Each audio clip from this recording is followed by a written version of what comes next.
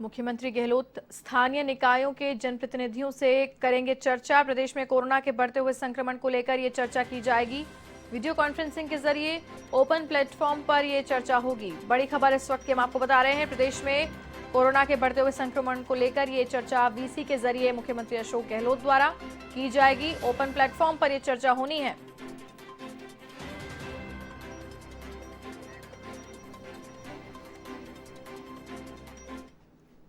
और इसी खबर पर अधिक जानकारी के लिए एवन संवाददाता दिनेश कसाना फोन लाइन पर जुड़ रहे हैं हमारे साथ। दिनेश, विस्तार से हमें बताएं, 5:30 बजे ये जो बैठक होने वाली है, इसमें क्या कुछ सामने आ सकता है? क्या कोई और भी बड़े ऐलान की संभावना है क्या?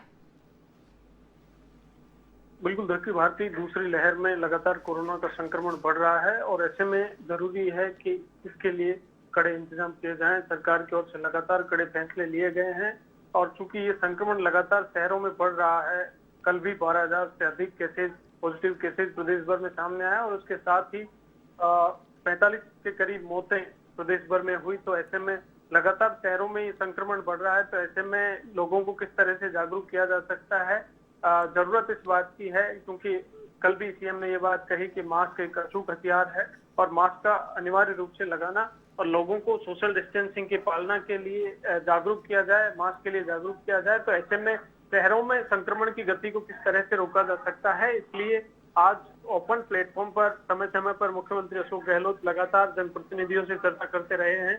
आज उन्होंने शाम 5:30 बजे जो मेयर हैं, महापौर हैं, निगमों की डिप्टी मेयर हैं, लोकल बॉडीज के जो अध्यक्ष हैं, सभापति, चेयरमैन हैं, उपाध्यक्ष हैं, इसके साथ ही सीओज, कमिश्नर और वरिष्ठ चिकित्सा विशेषज्ञ भी इस वीसी में मौजूद रहेंगे। संबंधित विभागों के उच्च अधिकारी इस बैठक में मौजूद रहेंगे। जिला स्तर के अधिकारी, जिला कलेक्टर, एसपी और हेल्थ ऑफिसर्स भी वीडियो कॉन्फ्रेंसिंग के माध्यम से जुड़ेंगे। और देखिए, इस बात के लिए उन्हें ये पाबंद किया जाएगा कि लोगों को शहरों में अधिक से अधिक जागरूक किया जाए। मेयर भी, सभापति भी अपने निकायों में एक अभियान चलाए ताकि लोगों को इस बात के लिए जागरूक किया जाए कि मास्क एक अचूक हथियार है, मास्क अनिवार्य रूप से लगाया जाए ताकि संक्रमण की गति को रोका जा सके। लगातार शहरों में यह संक्रमण बढ़ रहा है। लोग सरकार की गाइडलाइन की पालना करें, सहयोग करें प्रशासन का, पुलिस का, ताकि संक्रमण की गति को रोका जा सके। तो आज तमाम जनप्रतिनिधियों से चर्चा होगी और उनके सुझाव भी इस दौरान लिए जाएंगे, किस तरह से संक्रमण को रोका जा सकता है।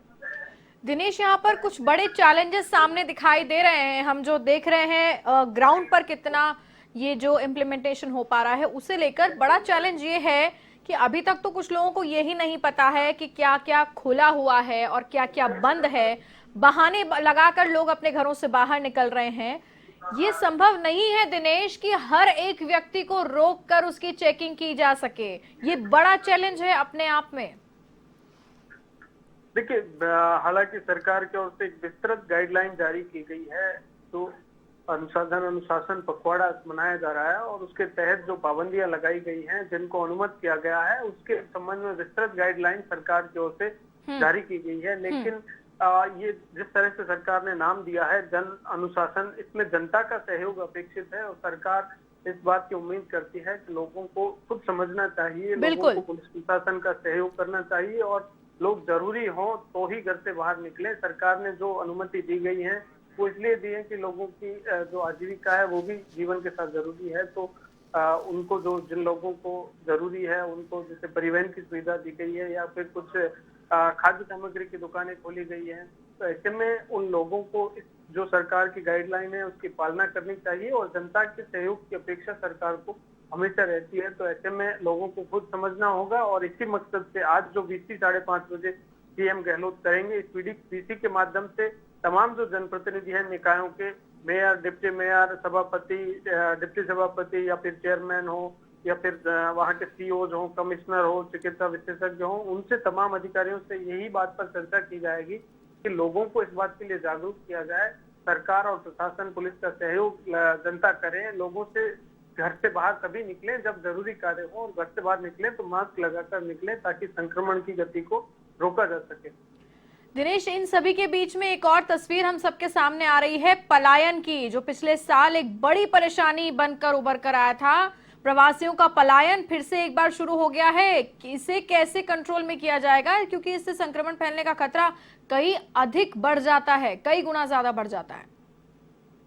बिल्कुल, देखिए ये भी एक बड़ी चुनौती है और इस चुनौती जब पिछले वर्ष भी लॉकडाउन हुआ तो इस दौरान ये बड़ी समस्या सामने आई थी। लगातार मजदूरों के पलायन देखे गए, इस तरह की खबरें लगातार देखी गई। तो इसको ध्यान में रखते सरकार ने जो इस पर गाइडलाइन जारी की है, इसमें इस तरह के प्रोविजन किए हैं, इस तरह की जो गतिविधियां हैं या फिर जो रेगुलर प्रोडक्शन जहां से निकलता है, वो फैक्ट्रियां हैं जहां पर मजदूर काम करते हैं या निर्माण श्रमिक हैं, उनके लिए निर्माण कार्यों को खुला रखा है। तो सरकार की ओर से उन्हें रिलैक्सेशन देने के लिए, ताकि मजदूरों के पलायन को रोका जा सके, इस तरह की गतिविधियों को अनुमति किया गया है ताकि मजदूरों के पलायन को रोका जा सके। फिर भी लगातार जिस तरह से देखा जा रहा है कि मजदूरों का पलायन कुछ हद तक लगातार मजदूर जा रहे हैं अपने गांव की ओर, तो ऐसे में सरकार लगातार प्रयास कर रही है कि उनको समझाइश कर उनको जो नियमित प्रोडक्शन जहां जिन फैक्ट्रियों से निकलता है उन्हें अनुमति किया गया है सरकार की ओर से, वो फैक्ट्रियां चले ताकि मजदूरों को वहां पर लगातार अपनी मजदूरी मिल सके। जी दिनेश, तमाम जानकारी के लिए आपका बहुत बहुत धन्यवाद। तो ये थे एवन संवाददाता दिनेश कसाना, फोन लाइन पर जुड़े हुए थे हमारे साथ इस खबर पर अपडेट के लिए, जिन्होंने बताया कि प्रशासन तो गंभीर है ही, लेकिन कहीं ना कहीं वो गंभीरता जनता में नहीं दिख पा रही है और इसी का कारण ये है कि संक्रमण तेजी से फैल रहा है।